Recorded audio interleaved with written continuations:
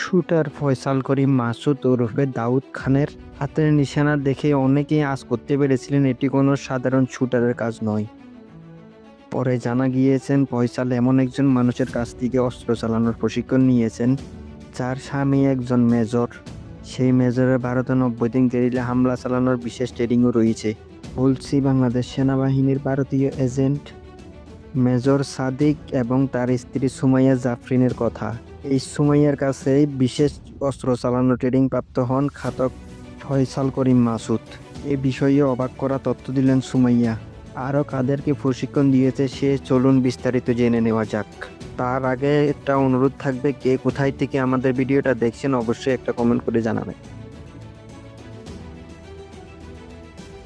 গুলশান থানা সন্ত্রাস বিরোধী আইনের মামলায় মেজর সাদিকের স্ত্রী সুমাইয়া জাফরিনকে গ্রেপ্তার দেখানো হয়েছে। আবেদনে বলা হয়, এই মামলায় আসামিদের জবানবন্দি এবং স্থানীয়ভাবে তদন্তে জানা যায় কারাগারে সুমাইয়া জাফরিন মিছিলে অংশগ্রহণকারীদের দেশের সার্বভৌমত্ব ও দেশের মানুষের নিরাপত্তা বিঘ্ন ঘটানো, বিশৃঙ্খলা সৃষ্টির প্রয়াসে ও নিষিদ্ধ সংগঠিত দলের একটি পরামর্শদাতা, নির্দেশদাতা সক্রিয়ভাবে মিছিলে অংশ নেন তিনি। বুধবার ঢাকা মেট্রোপলিটন চিফ আওলাদ হোসেন মোহাম্মদ জুনায়েদের আদালত তাকে গ্রেপ্তার দেখায়। এর আগে গত আগস্টে তাকে গ্রেপ্তার করা হয়। এরপর থেকে কারাগারে রয়েছেন সুমাইয়া জাফরিন।